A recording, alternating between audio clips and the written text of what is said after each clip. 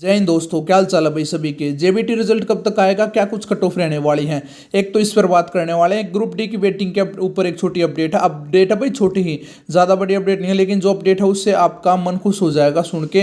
अच्छी अपडेट है, मतलब कहने का ये है। पेंडिंग एग्जाम के लिए क्या कुछ करना चाहिए भाई। इसमें पेंडिंग एग्जाम सभी आ गए, चाहे हरियाणा पुलिस लगा लो, चाहे भाई आपका स्टेनो लगा लो, या फिर जो भी ग्रुप एग्जाम बच गए उन सभी के लिए क्या कुछ करना चाहिए, उसके लिए बात करेंगे। तो जय हिंद दोस्तों, मैं आशीष मान एक बार फिर से आप सभी का स्वागत करता हूं आपके अपने यूट्यूब चैनल जेडब्ल्यू पर, यानी कि जॉब सुविधा आशीष पर।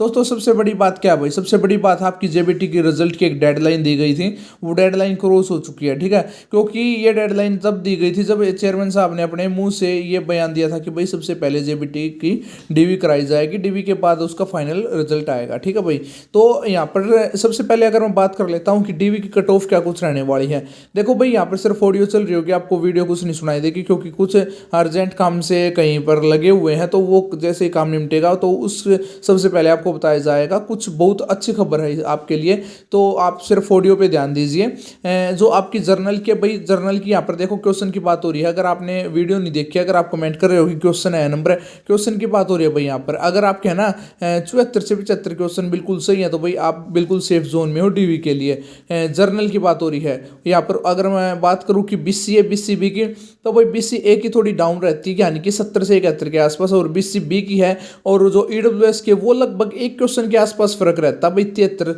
के आसपास रहने वाली है। ठीक है, अगर इतने नंबर आपके 73 74 बन रहे हैं तो आपका मामला बिल्कुल क्लियर है भाई, डीवी के लिए कोई दिक्कत वाली बात नहीं है। जर्नल की 75 76, ईडब्ल्यूएस और ओबीसी बी की 73 के आसपास, और 71 के आसपास आपकी बीसीबी की।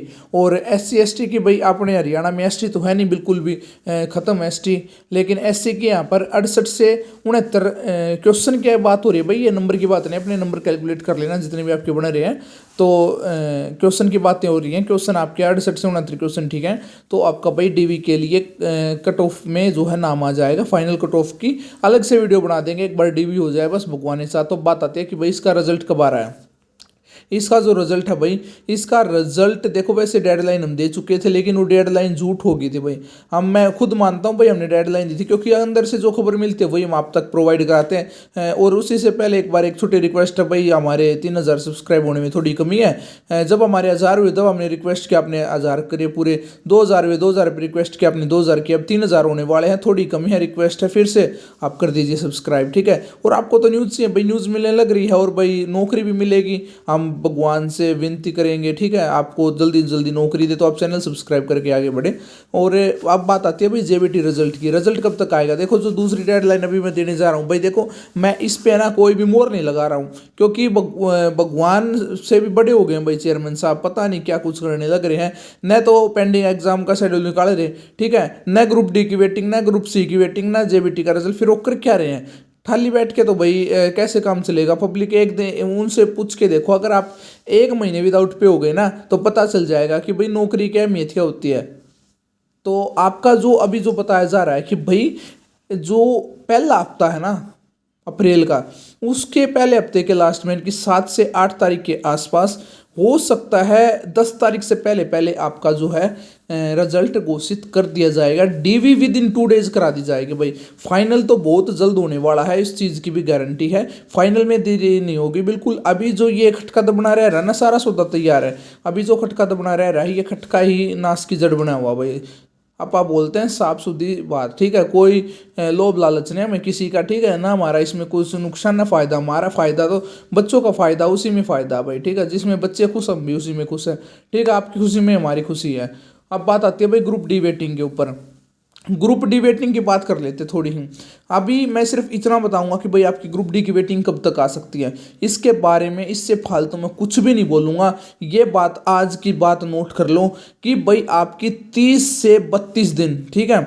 पिछली वीडियो बनाई थी उसमें मैंने कहा था कि 2 महीने लग जाएंगे, लेकिन अब जो खबर निकल के आ रही है कि भाई ये था मैक्सिमम टाइम दिया है कि इतने समय लगेंगे। उससे पहले आपका सारा डाटा तैयार, मतलब उनके पास ये तो आ चुका है कि कितनी वो पोस्ट वैकेंट हैं। आपको सिर्फ उनको ये डिसाइड करना कि वेटिंग कितने के ऊपर लगानी है। और जल्दी मैं ये भी बता दूंगा आपको वीडियो के थ्रू कि कितनी वेटिंग आने वाली है, तो आपको उसके लिए हमारे साथ जुड़ जाना है, ठीक है। बहुत जल्द बता दूंगा भाई, लगभग 30 से 32 दिन लगेंगे, लेकिन मैं विद इन 2 वीक आपको ये बता दूंगा कि भाई कितने पे वेटिंग आएगी, ठीक है।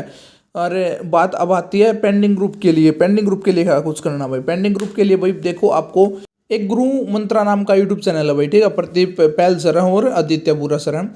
तो भाई उन्होंने क्या किया है कि एक साइकिल यात्रा शुरू करी है पेंडिंग एग्जाम के लिए। साइकिल यात्रा कहाँ तक पहुंच चुके हैं भाई?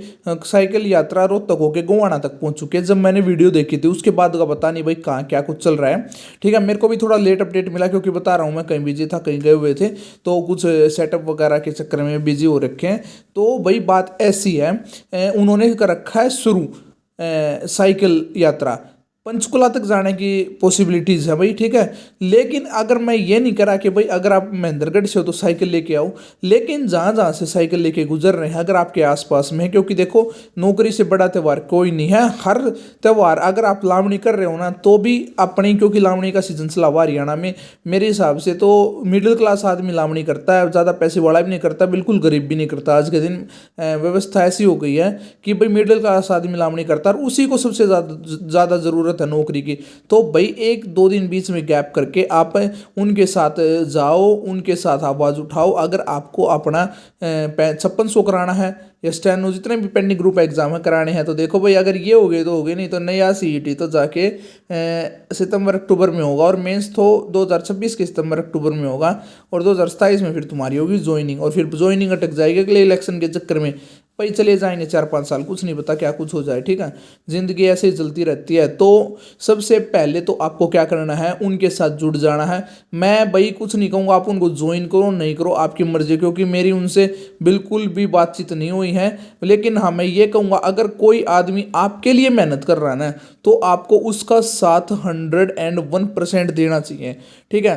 तो ये पेंडिंग ग्रुप एग्जाम वाले काफ़ी बच्चे हैं, अगर आपकी स्ट्रेंथ है ना 20 से 50 के बीच में भी होगी ना, 30, 35, 40 भी होगी, तो भाई सरकार के अपने खुद के गुप्त सूत्र होते हैं, उन तक बात पहुंच जाएगी, ठीक है। हर कोई कुछ ना, भाई देखो 25,000 का रिजल्ट ज्वाइनिंग दिला दी थी बच्चों ने तो मेहनत कर करके। तो ये तो पेंडिंग ग्रुप एग्जाम है, अब तो इनकी सरकार भी है, सब कुछ इनके हाथ में, सब कुछ हो जाएगा। तो बस मैं यही कहूँगा कि आपको पेंडिंग ग्रुप एग्जाम में बढ़ चढ़ के हिस्सा लेना है, उस साइकिल यात्रा में जुड़ जाना है, ठीक है। कोई भी भाई ये मत सोचो कि और चले जाएंगे, अगर आप नहीं गए तो कोई भी नहीं गया, ठीक है। आपकी जगह सिर्फ आपकी है, कोई दूसरा आपकी जगह को भर नहीं सकता, इस बात को ध्यान में रखना है।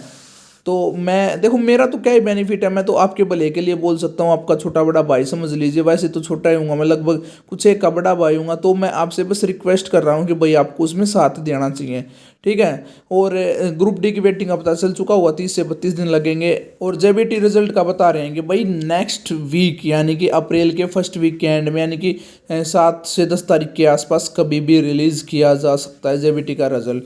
तो ये सारी आज की अपडेट थी, उम्मीद करूँ वीडियो पसंद आई होगी, आप चैनल सब्सक्राइब करके भी जाओगे। मिलते हैं बहुत जल्दी नई वीडियो के साथ, तब तक जय हिंद, जय भारत, टेक केयर।